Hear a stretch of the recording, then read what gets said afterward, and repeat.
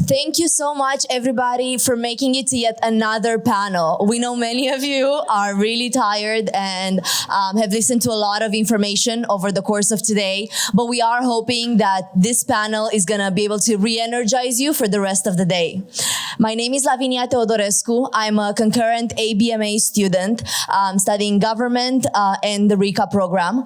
I'm very glad that I got to be part of the RICA program, given that it was only in 2022 that they actually started accepting undergrads as part of the program. I am originally from Romania, so this field and this region is very close to my heart. I'm going to pass it on to Valerie.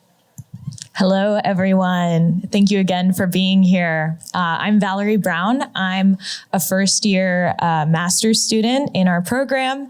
I'm interested in the interaction of linguistic identities and political identities in the post-Soviet space. I chose the RICA program here at Harvard because of the amazing opportunity it provides for interdisciplinary exploration and the development of a well-rounded, holistic understanding of the region, and of course for the incredible network, as you all can attest, the program maintains across other departments, other research institutes, significantly for me, the Ukrainian Research Institute, other universities, and even across the globe. Today, it's an honor and frankly, an inspiration to introduce some RICA alumni who have taken their degrees and have put them to tremendous use. Matthew Luxmoore is a foreign correspondent for the Wall Street Journal covering Ukraine, Russia, and the former Soviet Union.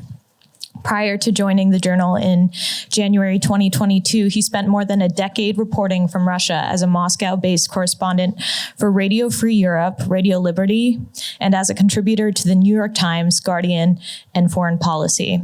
Matthew grew up in Poland and holds a master's degree from the Davis Center. Okay, I'm so excited to introduce our next two speakers. They are the mastermind for the photo and articles that you're seeing outside in the concourse. I am excited to introduce Alisa and Anastasia, who have created the 5K from the Frontlines project right outside. Alisa Sopova is a journalist and an anthropologist who is born in Donetsk, Ukraine. She has been working to show the reality of the day-to-day lives of the people in eastern Ukraine during this time of violence. She is trying to report on violence in her city, that the violence that broke up in 2014, and has devoted her career to using storytelling to convey true-to-life experiences of war survivors. Alisa is a graduate of the Davis Center RICA Master's Program and currently pursues a Ph.D. in Anthropology at Princeton University. Our second speaker is Anastasia Taylor-Lind. She's a British-Swedish photojournalist and poet interested in issues related to women, war, and violence. Anastasia has been reporting on violence for more than 20 years and working in Ukraine and Russia since the beginning of the war in 2014. Anastasia's first book, Maidan, Portraits from the Black Square, documents Ukraine's revolution of dignity. Anastasia and Alisa have been collaborating for the better part of the last decade. And this panel will be moderated by our very own Kelly O'Neill. Kelly O'Neill is an amazing historian of the Russian Empire and an advocate, a firm, compelling, even obsessive advocate for spatial history. In her book called Claiming Crimea, A History of Catherine the Great's Southern Empire, she began the work that became the Davis Center's Imperia Project in 2018. The Imperia Project integrates history, geographic information science, and historical cartography. It produces amazing maps and historical insights, many of which can be found on our website. Kelly has a Ph.D. in history from Harvard and an M.A. from, you guessed it, the Davis Center RICA program. Kelly, over to you. Thank you so much. I just wanted to quickly say a couple of words why we're wearing these badges today that say I stand with Evan. Evan Gershkovich is a good friend of mine and a Wall Street Journal colleague. He celebrated his 32nd birthday 2 days ago, but he didn't celebrate with friends and family. He celebrated marked it in a jail cell in Moscow's Lefortovo prison. He's been He was arrested in March on trumped-up espionage charges and has been in jail in Russia ever since. And we're, as the Wall Street Journal, we're trying to step up a campaign to publicize his case and try and bring attention to it. So this is why my colleagues as well, fellow journalists, and Kelly are wearing those pins today. And we can write letters to Evan, and he responds to us. So I do encourage anyone, if you want to write a letter to Evan, who's an enterprising young reporter who's very passionate about Russia and should be back on Moscow streets reporting on it, I encourage you to do that. And you can come up to me afterwards and ask the email, or perhaps there's another way to distribute that. And I also have a few of those buttons. If anyone wants them, I can hand them out later on. There's about 10 left, I think. So just wanted to start with that. Wonderful. So welcome to the panel. We are keenly aware that you need, as it was whispered to me in the hallway, toothpicks to hold your eyes open at this point. We understand, but I have happy news for you. Over the course of today, you have heard from an incredible range of political scientists and historians and literary scholars and diplomats and economists, and we are now making a really wonderful pivot to the world of journalism, right, in both its print and photographic forms and even its hybrid forms. And I think it's a great moment in the day and a great moment in the conversation for us to make this pivot. In particular, I think many of us, I'm hoping many of you feel the way I do. Not that I want you to be saddled with a feeling, a very unsettled feeling, but it's a feeling that I've had since the outbreak of the war. A very unwelcome feeling of an imposed distancing from the people and the places that I have spent my life studying and that many of you have spent your lives studying and working with.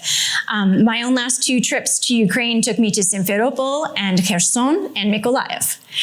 Those were, in the silly way that academics do, I was thinking of those as my places, right? These were my places to go and do archival research and see the past, right? From Kherson and Mykolaiv and Simferopol. And it would be ridiculous of me to think of those places that way now, right? They have changed. I can't see the past through them in the same way as I did before. As Sergei said this morning, most of us in the room don't even really know what the food tastes like in Moscow right now, right? So there's this sense of distance. And so the war has changed the way we think about Ukrainian space, and far more importantly, it has changed the way that Ukrainian space is experienced by Ukrainians, right? So we're making a pivot right now toward journalism, and we're not really, except maybe metaphorically, talking about archives. No, we're talking about Frontlines. And we have 3 wonderful voices here with us today. And really, we just selfishly want your notes from the Frontlines, right? That's what this is all about. And we're really grateful to have you all here. So I thought we could maybe start by, I would ask all of you to give us a sense of what and where your front lines are, in the front lines where you have been doing the work that you are doing. Kind of paint us a picture, bring us there a little bit so we can begin to ground ourselves in this space again. I never thought I would be covering Frontlines, really. I was hired for the Wall Street Journal in January 2022 in the Moscow bureau alongside Evan. We thought we'd be covering Russia. After 5 days, I was sent to Ukraine for what I thought would be a 1-month assignment, and then the war broke out while I was there. So you become, I think all of us have essentially become war correspondents without really necessarily wanting to. The front line is, I guess the definition would be, where the fighting is taking place, but it's much broader than that. I mean, there's frontline cities, right? There's frontline villages. There's places that are further from the actual fighting, which Ukrainians refer to as the zero line. So that's really where, 300 meters apart, Ukrainian soldiers are facing off against Russian soldiers in separate trench lines. So we, as the Wall Street Journal, we spend a lot of time there because the only way to understand what's really happening in the war and what territory is changing hands, even if it's meters, which is essentially what it's down to these days in terms of the progress that we can speak of. You have to be there on the ground. You have to be talking to soldiers. Like it or not, you have to be a kind of a witness to what's taking place, especially in war where there's so much disinformation.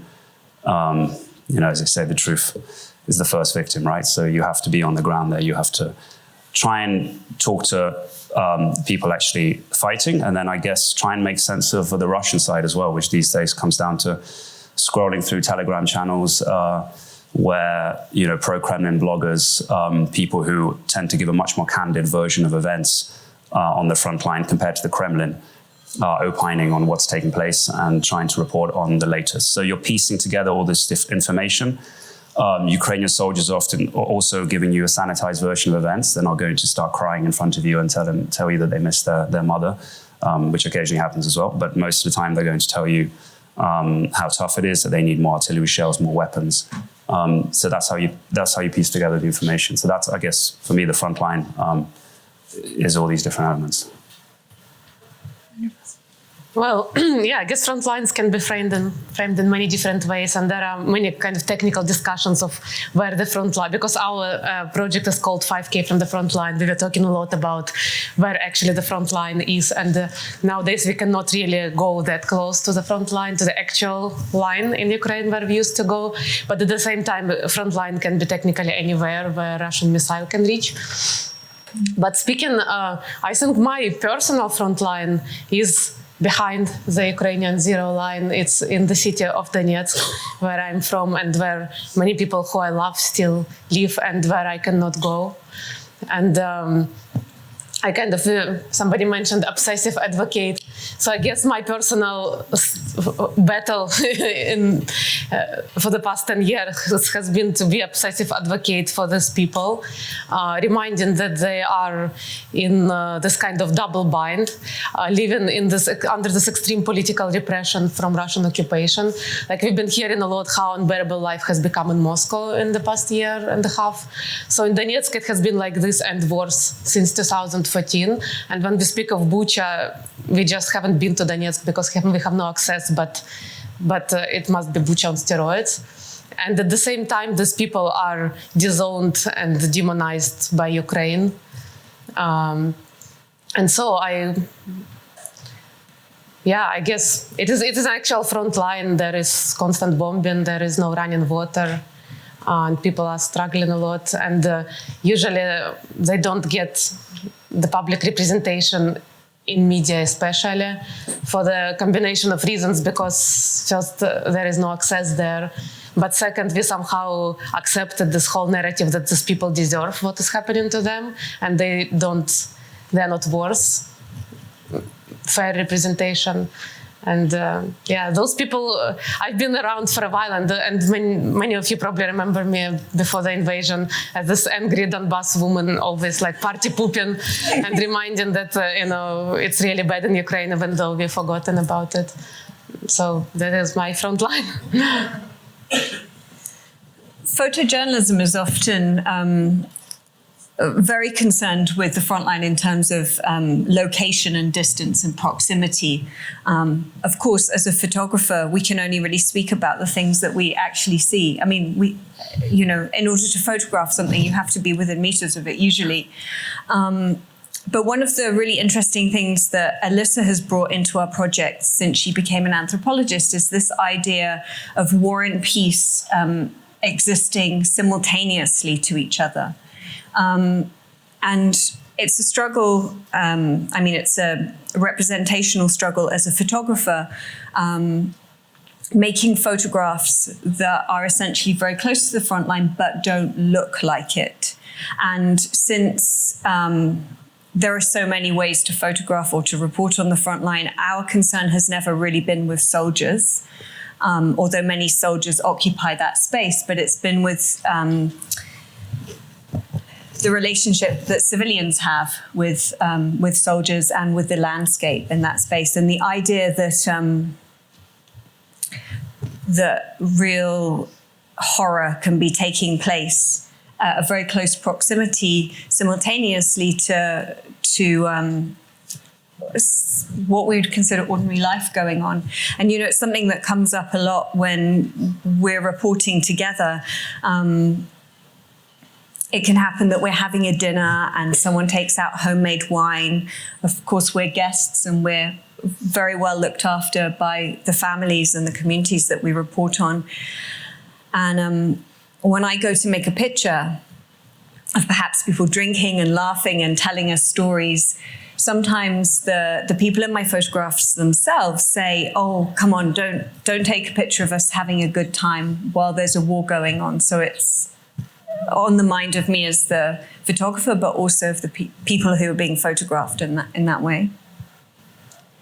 So you have to be able to see what it is you're going to report on, right? But the act of reporting also involves conversation, right? Interacting with people on the ground. So I wonder if you all could think about, give us a sense of the kinds of conversations that you have with people.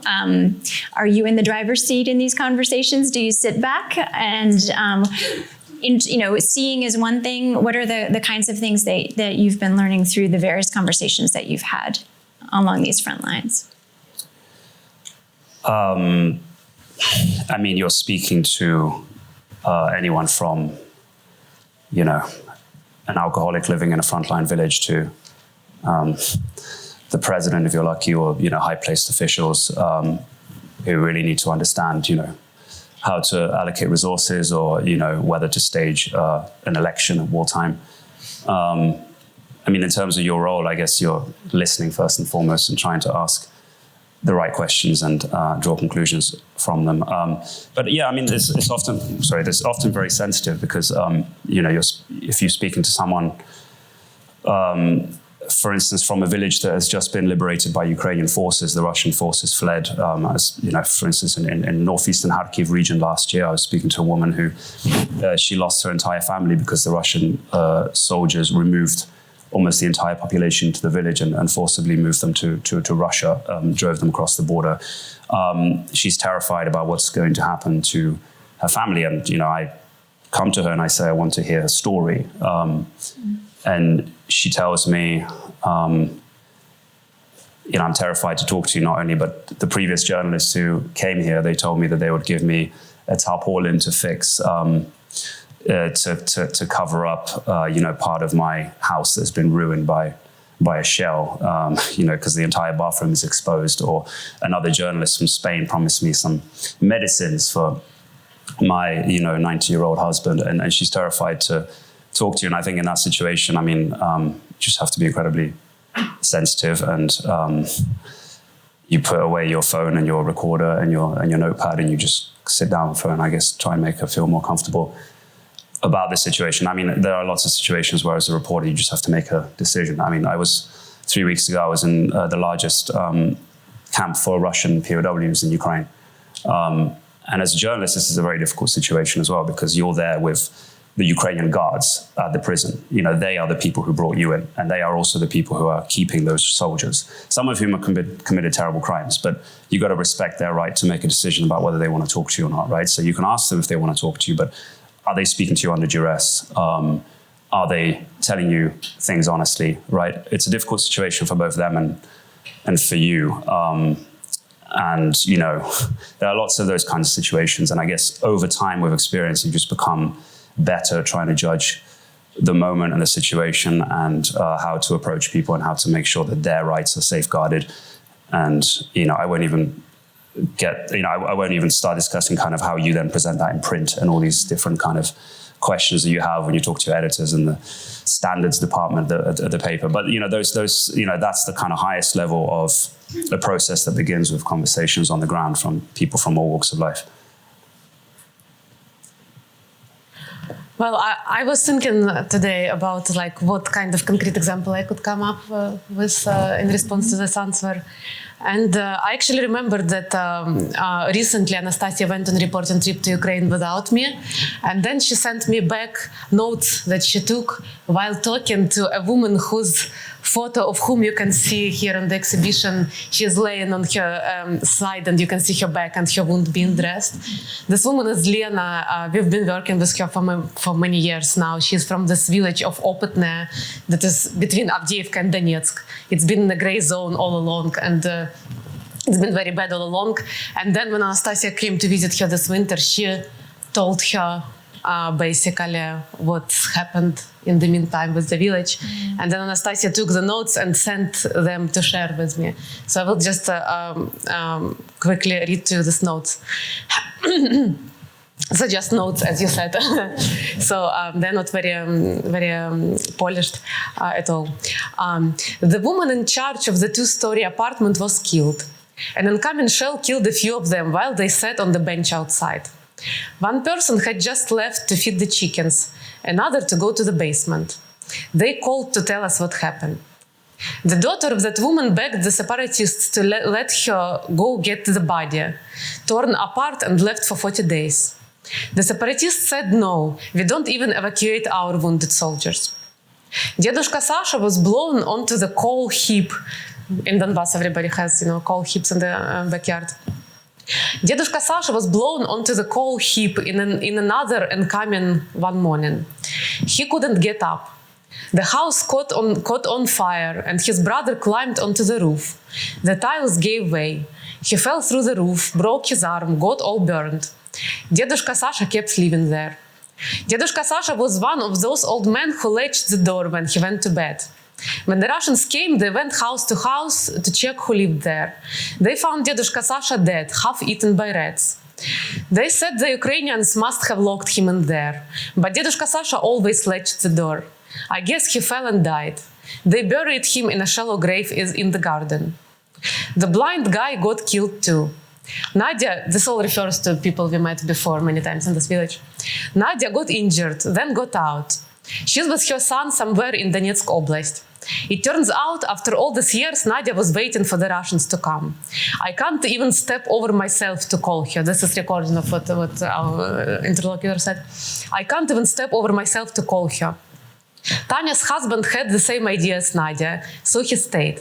After his place was looted twice by the separatists, I asked him, how do you like your boys now?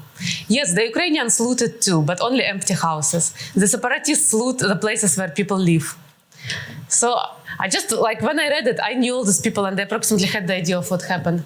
But when you just reading it, it kind of reminds me of 100 Years of Solitude by Marquez, where there is so much information and it's just so intense that you just run out of capacity to comprehend it all, and it just is too much. So basically, I think Matthew probably will agree with me. Often when you talk to people who live in these kinds of places, it just ends up this way, and you just sometimes don't really know how to represent the story in a way that is relatable, because it's just way too much and lays way outside of kind of any possible experience that we here can relate to. Can I just quickly make a point on this? There are moments as a reporter when you've been covering a war for 18 months or longer where your eyes just glaze over. You hear another story like this and you think this will not be interesting to people because they've heard 1,000 stories like this before. And you have to actively stop yourself from having that instinct, because at that point, if you go along with that instinct, you're essentially kind of going along with a process of normalizing what's taking place, right? So, and if you think about the readers who will be reading the story, if you're not interested in it, if your eyes glaze over, their reaction will be even more disinterested, right? So part of our task as reporters is to keep finding new angles constantly for these stories, to present them in a different way, to keep people interested in this story, because especially with everything that's taking place right now, it's becoming more and more of a challenge to keep reminding people that we have the largest land war since World War II taking place in Europe right now, right? And that is something that we should not turn our eyes away from. And something else to keep in mind as well, and we often talk about this as who we are reporting stories for, but those are other people in other places who don't know very much about the situation, but we're also reporting for the people who we report on. It's our responsibility as journalists when we tell people stories to represent them fairly and in a way that they would recognize themselves. And sometimes those two things are possibly at odds with what someone somewhere else might find as interesting. But again, this is something that you bring very much to our collaboration. And you've been thinking about since you worked for Donbass newspaper in Donetsk before the war started. Yeah. So this search for new angles and ways to, kind of move the kaleidoscope in such a way that the people who are consuming the texts and the photographs that you produce can relate to them. Maybe it's unfair to ask for a look under the hood, but how do you find the angles? How do you shift the kaleidoscope just a little bit and know that you have something right? How, is it a matter of just shifting your perspective a few degrees, right? Taking a step closer, taking a step back, finding a new voice. Do you have a method that you can fall back on, or is it constantly a matter of of trying to, find a new solution because the solution that worked yesterday doesn't apply anymore? Yeah, I mean, I guess there's three kind of main types of stories. There's many, many more, but to kind of simplify things, there's kind of the political story, mainly in Kiev, which relies on talking to officials, and perhaps usually it's not so hard to find a new angle because people will tell you something that's happening on the diplomatic front, and usually this is news. There's a civilian story, which is people living in frontline towns, characters in, for instance, like the amazing project that Alisa and Anastasia have been doing. And there maybe it's a case of finding a story that can really grab people, right? And kind of explain things in a different way. Someone who is experiencing this misery and this war in a way that is slightly different, or someone who can explain it in a way that's slightly different to the people who have appeared in the other stories you've written. And the third story is kind of the military story on the front lines. And quite often, to find something really new at the moment, it is becoming more difficult, especially when the front lines aren't really shifting. There, it's often a case of, either embedding with a unit, and we can talk about access. Access has also become more difficult in Ukraine. Or quite often it's a case of traveling along the front lines for 2 weeks, speaking to different units, artillery, drone, infantry units who are involved in different aspects of Ukraine's counteroffensive. And then piecing together a picture of what has changed and what new technologies and weapons are being used to what effect. So it is becoming more difficult over time, just like any story does. But I guess that's kind of one way that I try and find new angles on things all the time. So you've got to put in the time quite often. Yeah, well, I think when we speak of angles and how you represent it, something that makes it, I guess, easier for me than for most people who would do that is that, again, even though I live in the US for many years now, it's still in many ways it's my own experience, and many people I report on I know personally, and so I just hear so many things from them casually, because it's all my family and all my friends in Ukraine, and I just hear from them all the casual things that they maybe wouldn't tell to a reporter because they would think it's not important enough to mention, but they just tell them to me, and I'm always even though no matter how much I talk about it and we all talk about it, I'm always stunned by this disconnection between what people actually care about and what they actually live through, and kind of this grand scheme representations we think about. One of the examples, when during one of our reporting trips last summer, I kept hearing the stories about beauty salons and how women go about taking care of their appearances under the circumstances, and they would tell me stories in Donetsk, a woman wants to dye her hair. And Anastasia, I think, has stories about dyeing hair too. It's kind of very important. It's good. Because if you have no water, how do you go to a salon and dye your hair? So, yeah, as you know, women in Ukraine care about this a lot. They don't want to, but maybe in Ukraine especially so. So, for example, when Anastasia was photographing refugees in the first weeks of the invasion, many women were hesitated to be photographed because they didn't have their hair dyed recently, and and this is not something we think about much, right? And then soon after that, I hear this other story of this woman in Donetsk telling me that I desperately need to have my hair dyed. I go to a beauty salon, and they say, okay, we can put the dye on your hair, but we don't have water to wash it off. So we put it, and then you wrap it in the towel and call your taxi, and you go home, and then at home you figure it out, how you figure it out. Everybody has some, buckets and everything. Yeah. And then it's like a middle-aged woman who is very dignified, and she says, no way I'm going home in a taxi with a towel around my hair. We have to find out something else. And then she says, okay, maybe I will buy these bottles of drinking water and bring it to you, and then you do this. And they are like, okay, that's not how we do things usually, but I guess we can do this. And then they heat this water up with some other contraption, which I don't remember quite right now.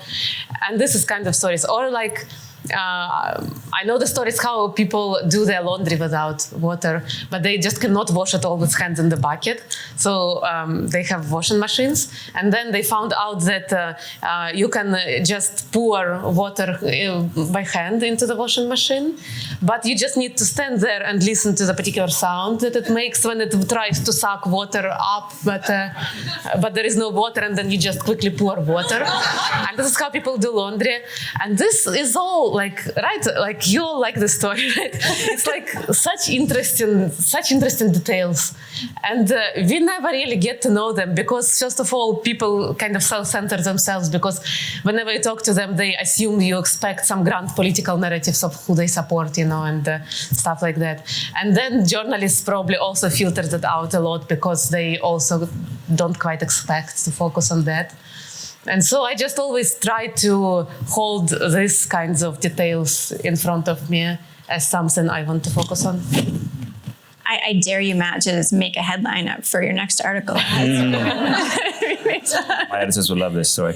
No, I mean, but honestly, there's so much kind of real life taking place that people really forget. I mean, if you went to Kiev now, you would encounter what like a pretty normal life, an approximation of pretty normal life. I mean, Russia hasn't started smashing the energy grid yet, which may well happen this winter, just like it happened last winter when a lot of us were living without light or water for a long time. But I mean, over the summer, already in June 2022, just 4 months after the war started, Alisa and I went to a show about Putin and Lukashenko. Like, it was real Ukrainian humor. Putin, Lukashenko fleeing Ukrainian-occupied Moscow dressed as prostitutes and finding asylum in Ukraine because no one would expect them to be in like the land of the Nazis or whatever, right? And it was a completely packed out show. People were absolutely loving it. This was June 2022, right? Like just a few weeks after Russians were expelled from Kiev and we were all discovering about Bucha and all the other atrocities, right?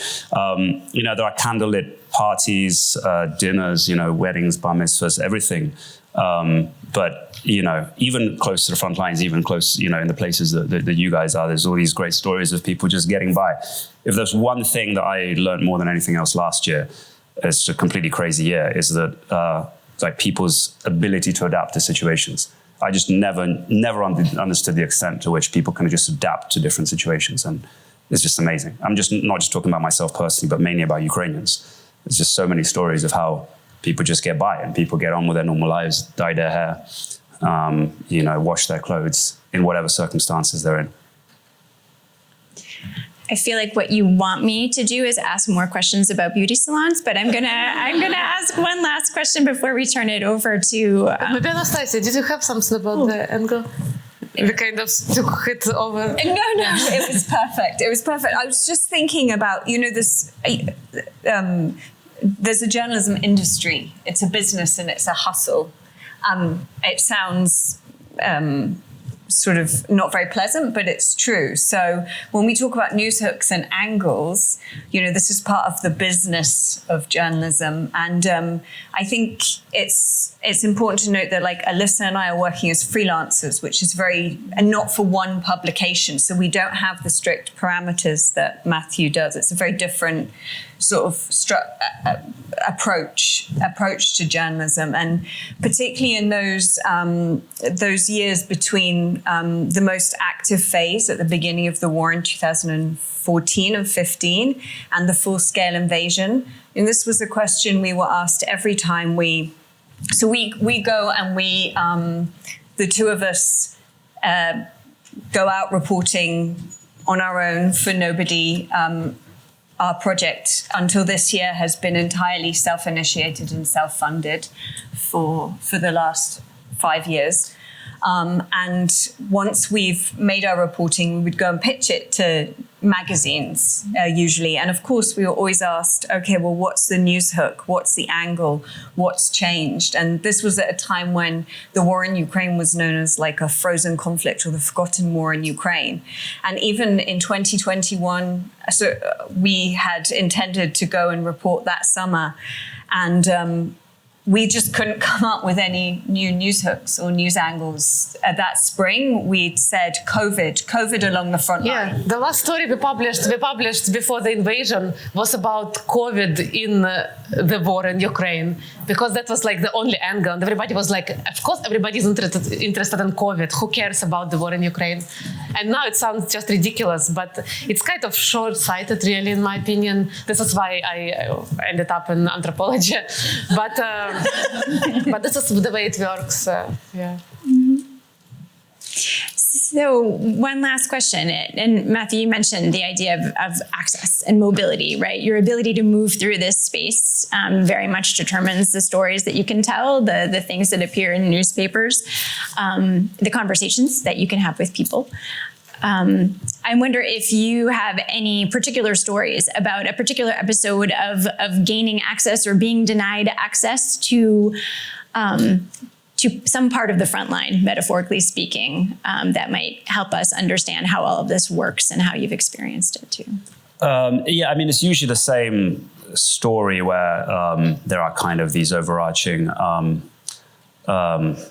press centers, I guess, that kind of control media access to different parts of the front line. You know, the kind of usual system is you send a request to them and they then approve it, or, you know, delay approving it, and then, you know, give you access to a certain unit, or you say you want to go and see some artillery being fired and talk to the soldiers, or some infantry, how close you want to get to, you know, the so-called zero line, and then they kind of determine what kind of access they're going to give you. But this is all becoming much more difficult, and I won't go into all the details on that. But you know, and then we travel with a security team. It's not just me jumping in a car with a camera. Every article I produce from the front line is usually involves about 5 people and 2 vehicles. And lots of other things. So it's a big process involving a lot of different people, and you know, sometimes you have to wait a long time to get certain access. But one situation, I guess, is when Kherson was recaptured by Ukraine, and journalists immediately flocked to try and get into Kherson, and Ukraine immediately tried to restrict access to the city, partly for the right reasons, because they were still demining it, and they were going into buildings that the Russians had mined. You know, raiding the city, trying to find Russian saboteurs and spies, and trying to prevent journalists from heading in before some of the units that actually recaptured the city had even entered the city center. So, but you know, partly for perhaps not the best reasons, which is restricting media access, and a lot of journalists had their accreditations stripped, including, I think, Hromadske, a Ukrainian TV station, and CNN, if I'm not mistaken. And then Ukraine backtracked on this and then restated the accreditations. And we were one of the teams that got into Kherson just a couple of days after it was liberated. But you constantly got to kind of balance these different things, and you know, you have 1,000 contacts on your phone to different soldiers and press officers, and it's always a negotiation and kind of fixers who are helping you organize that whole process. But I think Kherson is a good example of how, you know, it was important to kind of find a balance between giving journalists access to this place that people really want to know about, because the amount of stories that you find in a place that have been occupied by Russia for 8 months is just staggering. And the kinds of stories you find, and the kinds of stories that we as journalists found. Finding a balance between that and also understanding the very legitimate Ukrainian concerns about these crazy journalists with their cameras running around everywhere, trying to, you know, harass locals and soldiers. So I get that whole perspective, but I guess it's constant kind of dance and tango with Ukraine, and I think, you know, I guess we've found kind of like a golden medium over these 18 months, but it's a constant process of recalibration. Yeah, so there are all kinds of logistical aspects of access that Matthew just spoke about. And so I think I'd like to focus on a different angle of this problem, which I'm currently experiencing, which I can talk about because I'm a graduate student, not at this university, but at a different university. And as a student of anthropology in that different university, I'm supposed to go for a year to do field work in my field. And my field is Ukraine.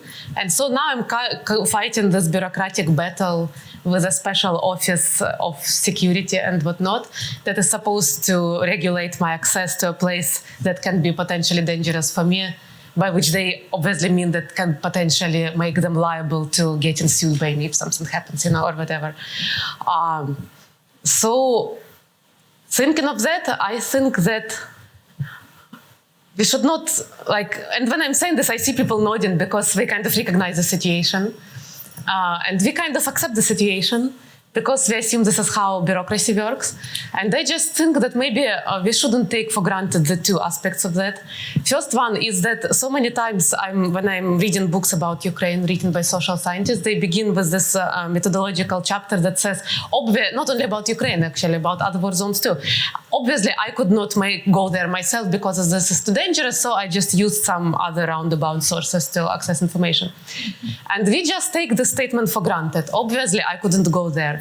But then, do we assume that this is too dangerous to us as first world scholars to be there, but it is not too dangerous for people about who we write to be there? And so, I don't invite anybody to just go and be killed somewhere, but I think that every such statement can be unpacked and questions can be asked, what exactly is dangerous? And where is it dangerous? If you look at Ukraine is not some kind of homogeneous one spot where it's dangerous. If you go to Donbass, it's pretty bad. But if you're in Kyiv or pretty much anywhere in Western Ukraine, it's not more dangerous than downtown Baltimore or something. But we just assume that Ukraine is dangerous. And so I think that in order to provide ourselves and our readers better access to knowledge of what happens in such places, we should not take for granted such statements and should go deeper. And in the same way, I think we should take more proactive position in challenging academic bureaucracies who don't allow us do such things, and to ask questions whether this is okay to write and talk about people who live in such places without ever going there. Yeah, I'm just thinking about the restrictions on access as you framed it, but actually going there and going out each morning to make photographs or to spend time with people and to report on their lives is impacted sort of by the logistical challenges that the full-scale invasion has brought. Because Donbass, which is the Donbass region, which is where Alisa and I have been working on our joint projects all this time, only a small part of Donetsk Oblast is now accessible to us. The small part that's still under Ukrainian control, all of Luhansk is occupied now, and a lot of Donetsk Oblast. So the limitations that places on us as freelancers, we don't have a budget for armored vehicles or security advisors or a team of people, and we don't have a guarantee that the work we make will be published or shown anywhere. We didn't know when we made this work that it would be here or that it would be published in the New York Times or Time. We always, we hoped it would, but that was never a guarantee. And in order to work safely, in order to work as safely as is possible in Donbass, a lot of that depends on how much money you have, and it's not just, and it also means that I'll speak about myself. My time is more limited, in the days before the full-scale invasion, we would rent an apartment in Avdiivka and go out by foot and walk around neighborhoods in old Avdiivka and just meet people on the street. And when somebody invited us in, accept that invitation and then go back the next day. It's not possible to go on foot in most of the places I'm working now. You have to travel in a vehicle. and it's not safe by my risk assessment, it's not safe to stay in any hotel in Donbass right now. It's not safe to eat in any restaurant. It's really not safe to visit supermarkets, and even filling up at the gas station is a risk. So that means also that there's financial pressures, and there's and because of the risk involved, that your time is pressed, you know? So that means we have to work more closely, and more quickly. And as a photographer, when you work more quickly, your reporting becomes shallower, and it's so much easier to fall into these stereotypes of what people in war zones look like. And as I mentioned yesterday, those stereotypes come from truth, because those things really do exist. But in the visual, and I think also the general journalistic reporting of people who are experiencing war in their hometowns and their own communities, we have a danger of othering them so much that we couldn't ever really imagine that it could happen to us. I mean, we talk about it a lot now, but like you're, sorry to use you as an example, but you're sitting here in this fancy room with all these fancy people, and we're dressed in a very similar way. And my home is in London, and there's no immediate threat to me or my family. And I feel very much that I can relate to you, but if I were to see a photograph of you in the immediate aftermath of a missile strike or something like that, I don't think I would, as per those rules of war photography, I would find it very hard to relate to you.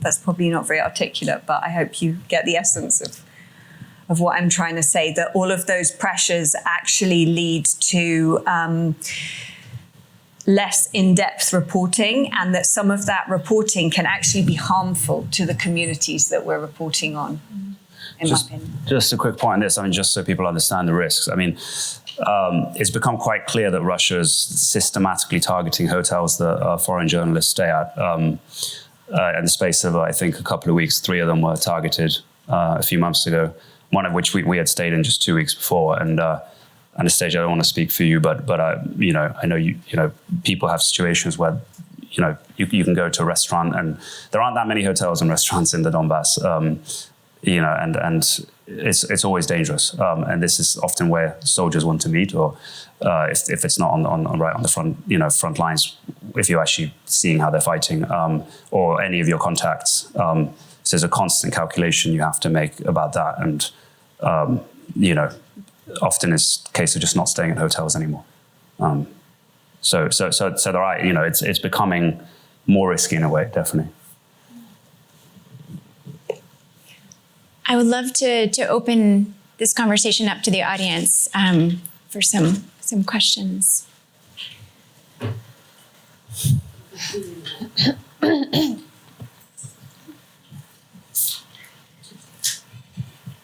Thank you so much. Shiyeon Kim, I'm class of 95 RICA program. Earlier this morning, Professor Sergey juxtaposed TV propaganda versus social media, with social media being the source of truth. And I kind of wanted to dig a little bit deeper, didn't get to ask my question. However, later, I think in response to Craig's question, you did talk about this being kind of the next battlefield.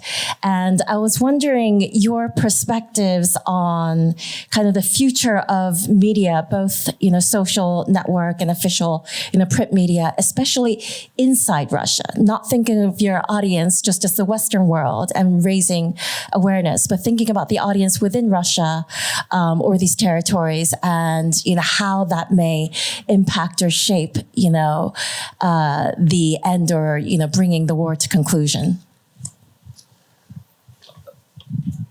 So the question is, should I answer now, or it's about independent media in Russia? Well, it's about, you know, the development and future of, you know, media, you know, independent within Russia or otherwise, or getting into Russia.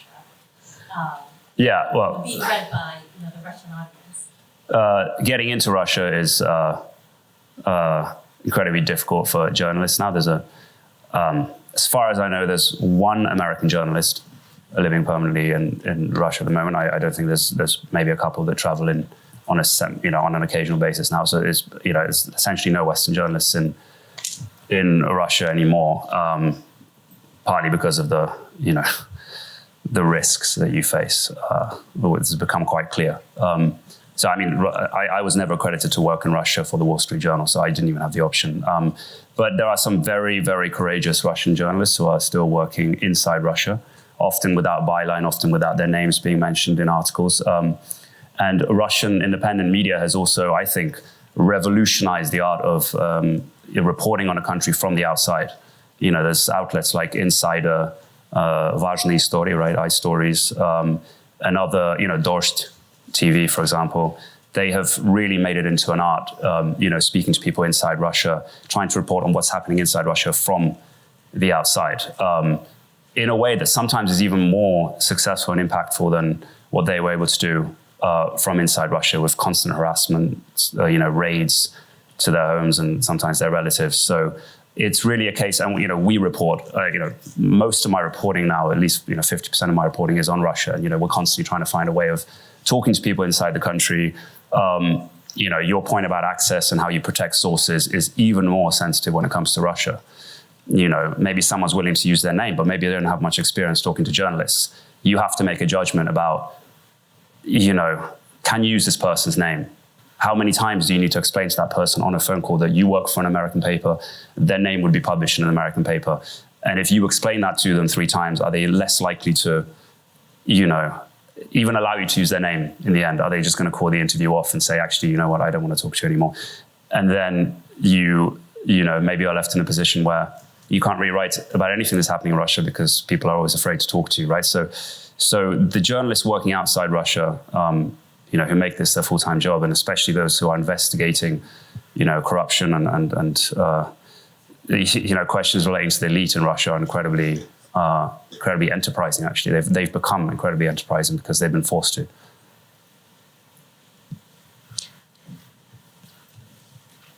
Hi, Tanya Youngberg, Rika Masters, 2005, currently Deputy General Counsel at Radio Free Europe, Radio Liberty. I wanted to thank you all for the work that you do. It's so hard, and Evan Gershkovich's situation shows one of the risks. Unfortunately, last week, Alsu Kurmasheva became the second American journalist detained in Russia. Also a former colleague of mine. Yes. So thank you for taking the risk that you do to tell us these stories. My question is sort of the flip side of the access point that you were talking about, how hard it is for journalists to get access to these spaces. How do you, as journalists, navigate the access that authorities want to your sources, to your information? Because while you're working in Ukraine and doing all this work, international war crimes investigators are doing work as well. Law enforcement's doing work. How do you deal with requests for maybe your raw footage, maybe your sources? How do you navigate that relationship? Because you're journalists, maybe not investigators, but you're also sort of on the same side in a way. And what kind of challenges does that present in a war context?